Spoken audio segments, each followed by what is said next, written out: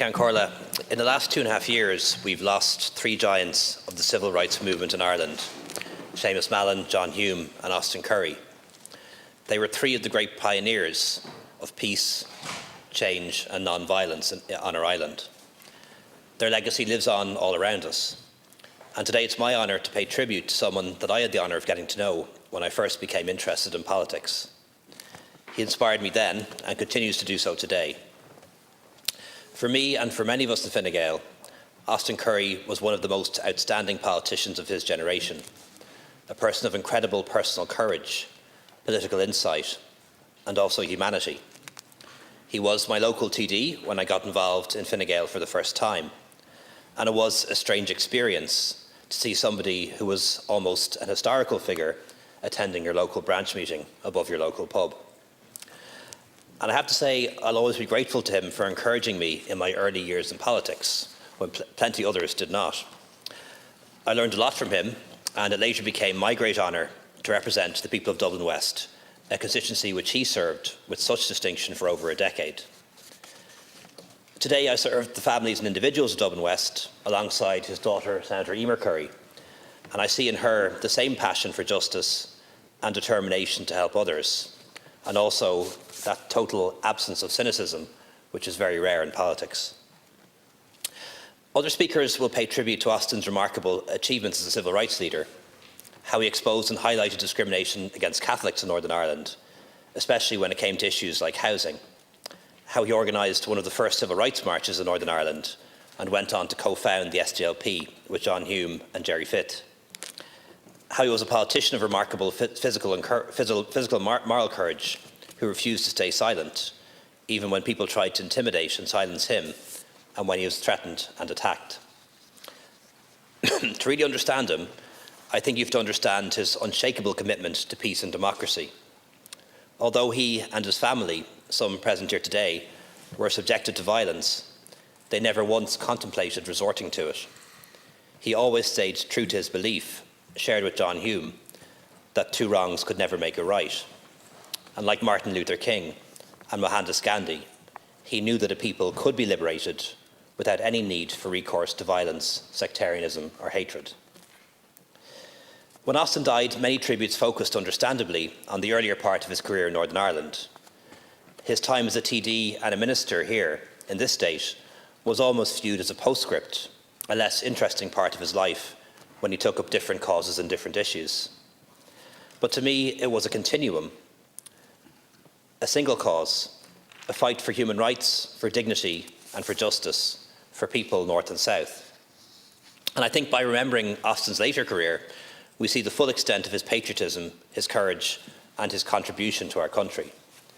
So today I want to say something about his career as a TD, as a minister, a remarkable period when we see the exact same political insight, courage and humanity on display. Back in the 1990s, in our lifetime, there were dark parts of Irish society that we didn't like to be open about or talk about. Issues we tried to ignore, pretended that didn't exist, or just didn't know how to deal with, like, for example, child abuse.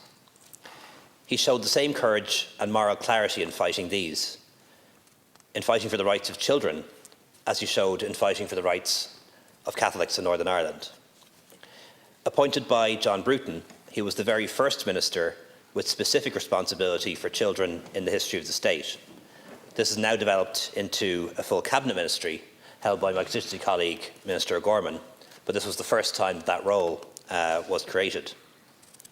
It spanned three departments: health, education and justice. And his experience of how politics worked, and often didn't work, made an immediate impact.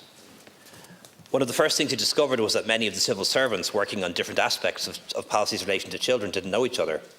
So he introduced regular meetings, bringing them together and ensuring for the first time that there was a coordinated approach to national childcare policy. He was the first minister to call for the creation of a children's ombudsman, and that was built on by the next government when that office was established in 2002. I believe he showed real bravery in tackling the issue of child abuse and in trying to find real solutions. For example, he wanted to introduce mandatory reporting of child abuse and started a debate about how that policy might work. It took 20 years, but it happened and was achieved under Enda Kenny's first government.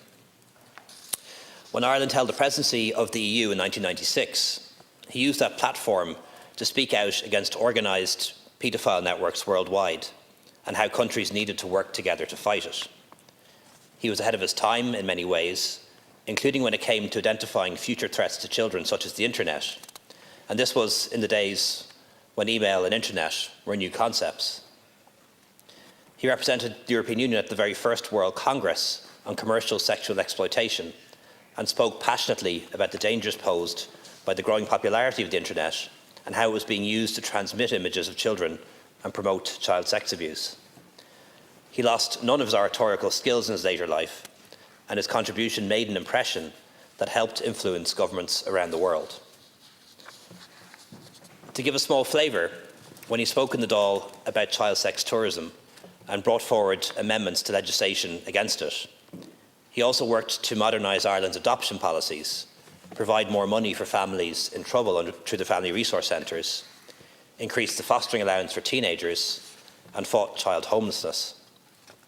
He worked to improve childcare services and services for young offenders, and worked with others to establish a specialist unit dealing with family violence. Then, as is the case now, there weren't many votes in these things. Well, a lot of good was done. When he died, Niamh Brannach, the former Labour TD, who was Minister for Education in the Rainbow government, wrote a very generous letter to the Irish Times, crediting Austin with the work that he had done behind the scenes in the area of special education. He was driven by ideas, his belief in people, and thanks to his courage and determination, we live in a better Ireland today. Míle magat.